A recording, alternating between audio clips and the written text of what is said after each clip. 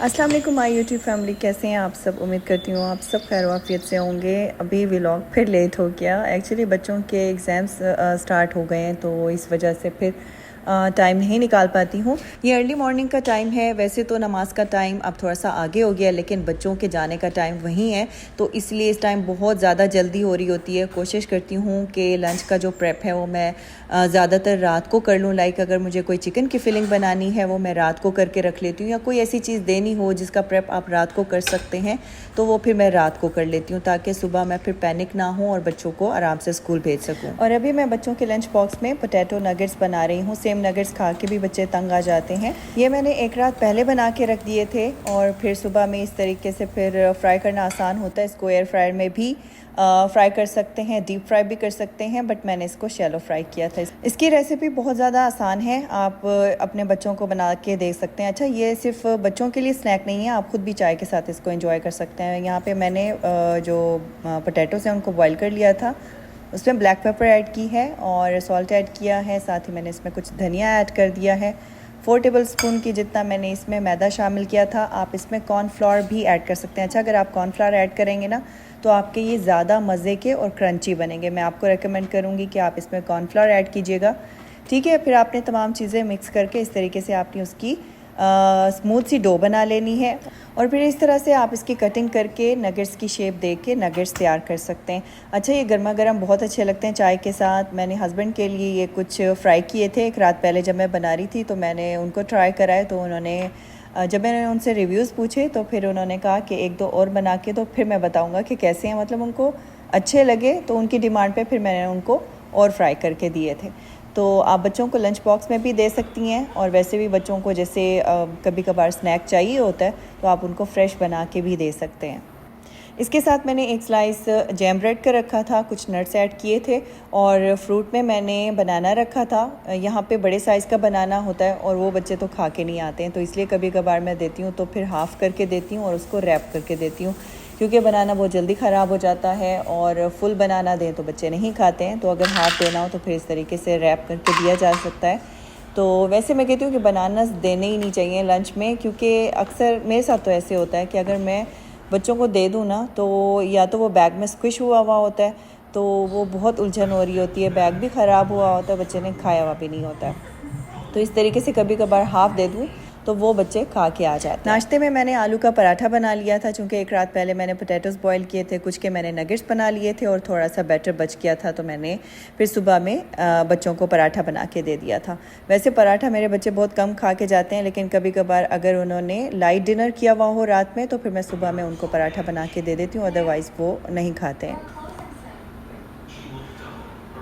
Bye bye.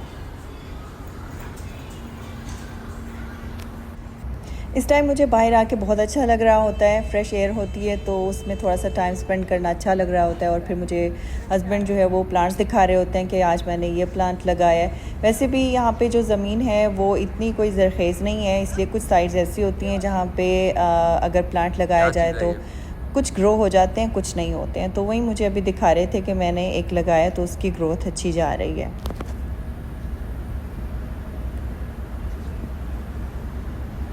बाकी husband का basic सा नाश्ता था वो बना के उन्हें दे दिया था, तो अभी सब चले गए थे तो मैं यहाँ पे किचन समेट रही थी। तो जब बच्चे जा रहे होते हैं ना उस वक्त तो फिर सारी चीज़ें मैं दूसरे शेल्फ़ पे इकट्ठी करती जाती हूँ, फिर उसके बाद जब वो चले जाते हैं तभी फिर सारी चीज़ों को समेट लेती हूँ। जो रात के बर्तन होंगे सबसे पहले वो वहाँ से उठा लूँगी, ताकि जो बास्केट है वो खाली हो जाए और फिर जो नए बर्तन धुलें तो रखने में आसानी हो जाए।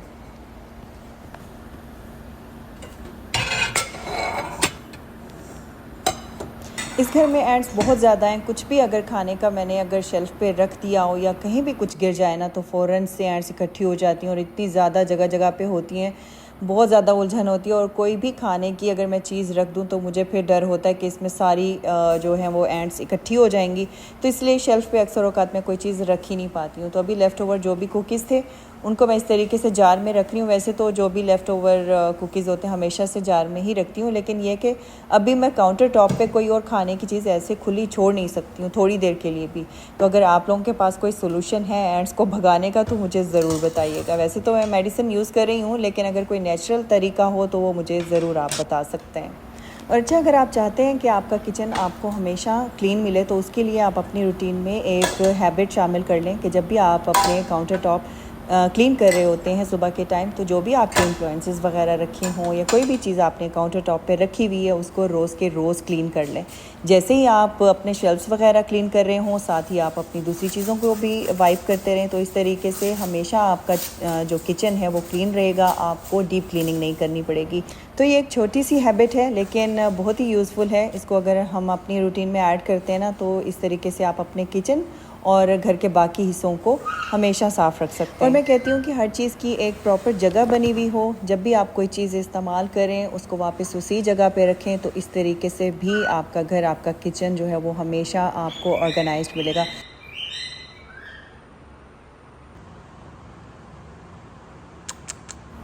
और आज मैंने घर की बेडशीट चेंज करनी थी। शाम को हेल्पर ने आना था, तो जिस दिन उसने आना होता है तो मैं कोशिश करती हूँ कि घर का हर हिस्सा डीप क्लीन कर लूँ, ताकि फिर बहुत अच्छे से पूरे घर की क्लीनिंग हो जाए। तो अभी मैं अपने रूम की चेंज करूँगी, बाकी बच्चों की रूम की मैं उन्हीं से करवाऊँगी, ख़ास तौर पे हुरब मिरब से। और आप लोग कह रहे थे कि अब आप बच्चों को शामिल नहीं करती हैं तो व्लॉग कभी कभार बोरिंग लगता है, तो आज मैं उनको भी शामिल कर रही हूँ। बस अब मैं कोशिश करती हूँ कि बस अपने काम से काम रखूँ, बच्चे कम ही शामिल हों। वैसे हमेशा बड़े बच्चों को तो मैंने बहुत कम ही दिखाया है, तो छोटियों को मैं ऐड कर देती थी, तो अब उनको भी कम कर दिया था। तो बस कभी कभी शामिल कर लिया करूँगी। तो आज मेरा दिल कर रहा था कि उनका भी एक क्लिप आप लोगों के साथ शेयर करूँगी, ताकि जो बच्चे देख रहे होते हैं उनको भी मोटिवेशन मिले।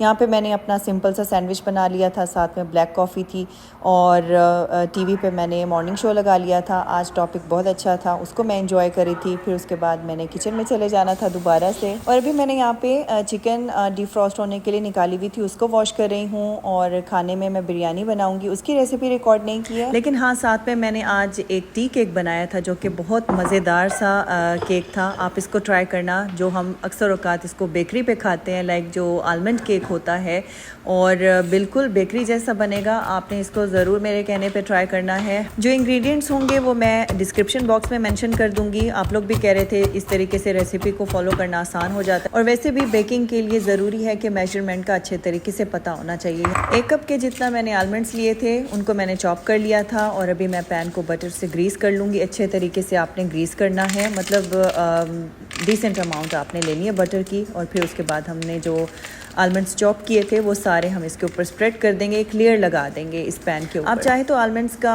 पैटर्न भी बना सकते हैं, जैसे कि बेकरीज में होता है, और इस तरीके से भी कर सकते हैं। इस तरीके से आसान था तो मैंने इसी तरीके से ही उसको बना लिया है। और अभी मैंने यहाँ पे हाफ ग्लास रूम टेम्परेचर पे मिल्क लिया है। इसमें मैं 2 टेबलस्पून लेमन जूस ऐड करूँगी, और ये हमारा बटर मिल्क तैयार हो जाएगा। बटर मिल्क अगर आप किसी भी केक में ऐड करते हैं ना, तो उससे आपका केक बहुत स्पंजी और मज़े का बनता है। अवन मैंने ऑन कर दिया था। जब भी बेकिंग स्टार्ट करें तो पीछे से अवन को प्री हीट होने के लिए ऑन कर दें। तो यहाँ पे मैंने 3 अंडे लिए हैं रूम टेम्परेचर पे, और इसके साथ मैं इसमें ऑयल भी ऐड कर दूंगी, वनीला एसेंस ऐड करूंगी, और शुगर ऐड करके हम इसको मिक्स कर लेंगे। क्वांटिटी आपको डिस्क्रिप्शन बॉक्स में मिल जाएगी। और जैसे कि अभी मौसम बदल रहा है तो शाम की चाय के साथ केक वगैरह बहुत अच्छे लग रहे होते हैं, तो आप इस तरीके से बना के रख लें और रोज़ थोड़ा थोड़ा करके इसको एंजॉय कर सकते हैं। तो ये केक्स जो हैं वो सिर्फ एक दिन के लिए नहीं होते, आप 2-3 दिन तक इसको इस्तेमाल कर सकते हैं, अगर आपके घर में एंट्स नहीं है तो।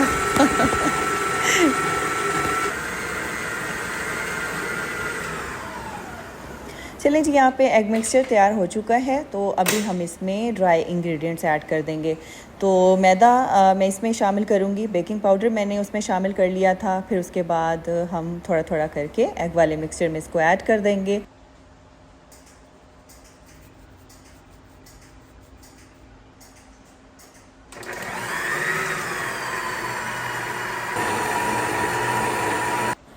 मैदा शामिल करके मैंने 1-2 मिनट के लिए इसको मिक्स कर लिया था। बटर मिल्क मैंने फिर बाद में ऐड किया था, तो आप भी इसी तरीके से ऐड कीजिएगा, पहले मत ऐड कीजिएगा, उस तरीके से आपका मिक्सचर थोड़ा ख़राब हो सकता है। तो अभी सारी चीज़ें कंबाइन हो चुकी हैं। इसको मैंने 4 से 5 मिनट के लिए मिक्स किया था, और अभी हम पैन में ये सारा मिक्सचर पोर करके इसको बेक कर लेंगे।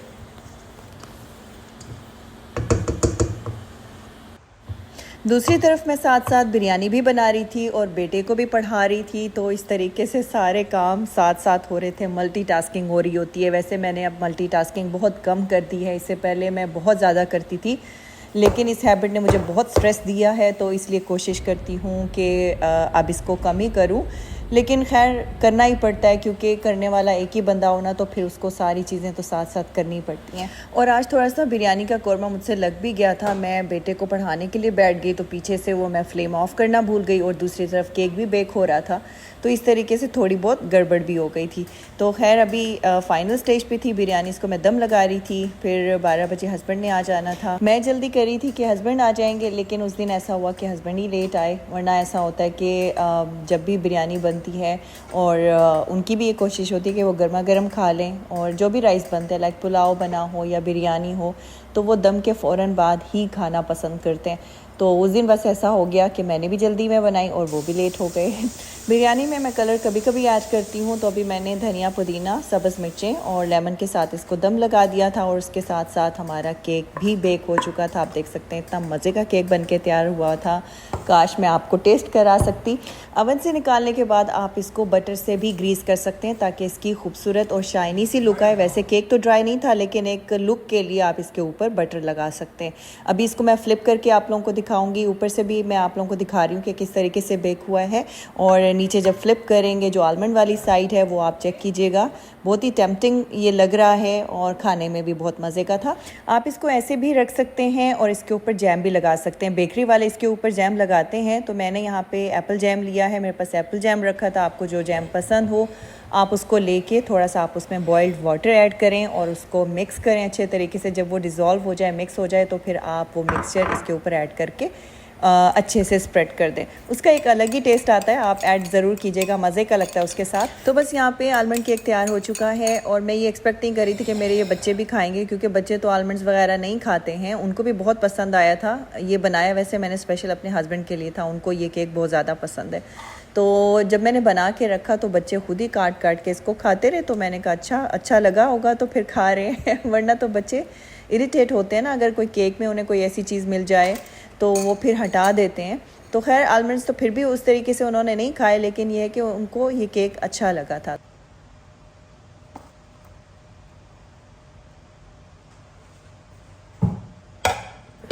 और अभी ये शाम का टाइम था, हेल्पर आने वाला था, तो उसके आने से पहले पहले कोशिश करती हूँ कि मैं सारी डस्टिंग वगैरह कर लूँ। और यहाँ पे मैंने इनको भी टास्क दे दिया था कि आप लोगों ने अपनी बेडशीट्स चेंज करनी है। इवन पिलो कवर्स भी खुद ही चेंज कर लिए, हालांकि वो थोड़ा सा मुश्किल होता है चेंज करना, लेकिन वो भी कर लिया था। सबसे अच्छी बात ये थी कि ये लोग इंटरेस्ट ले रहे थे। अगर बच्चे इंटरेस्ट लें तो फिर आपको खुशी महसूस होती है कि अच्छा बच्चे अच्छे तरीके से वो काम कर रहे हैं। देखिए अभी उसके लिए मुश्किल हो रहा है, लेकिन एटलीस्ट वो कोशिश कर रही है करने की, और उसने कर भी लिया था। और आप लोग वैसे भी एक्सपीरियंस से सीखते हैं। मैंने अपने पहले 2 बच्चे बड़े नाज़ों से पाले हैं, उनको मैं कभी कोई काम नहीं करने देती थी। इवन अब भी जो है वो मैं उनको इतना नहीं बताती हूँ काम। अब तो खैर उनके पास टाइम भी नहीं होता है, जबकि इनको मैं ज़रूर काम पे लगा के रखती हूँ कि आप लोगों ने अपना रूम क्लीन करना है। एक अच्छी आदत है।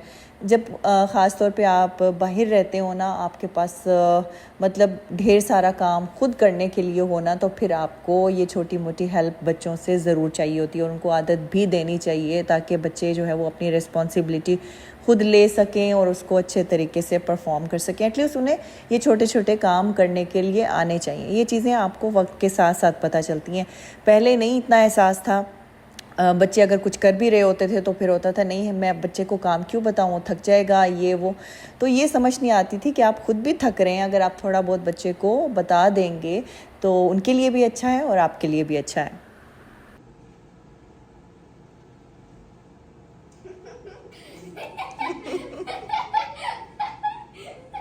हुरब ने मेरी एक हैबिट ली है कि ये चीज़ों को डेकोरेट करके खुश होती है। मैं भी जैसे चीज़ों को ऑर्गेनाइज़ करके खुशी महसूस करती हूँ, तो मैंने ये चीज़ इसमें भी फ़ील किया है। तो बस अभी यहाँ पे हेल्पर वैक्यूम कर रहा है।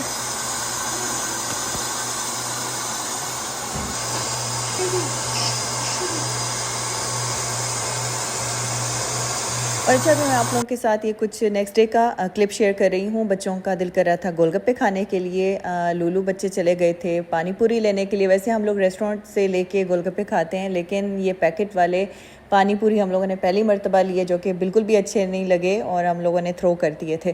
तो लूलू के एक दो डिज़र्ट्स अच्छे हैं, जैसे कि उसके मिल्क केक, वो आगे मैं आप लोगों को दिखाऊंगी, तो वो मज़े के हैं, वो ज़रूर ट्राई कीजिएगा। तो गाइज़ ये था आज का व्लॉग को आपने लाइक ज़रूर करना है और सब्सक्राइब भी ज़रूर कर दीजिएगा। मिलती हूँ आपसे अगले व्लॉग में, तब तक के लिए अल्लाह हाफिज़ एंड टेक केयर।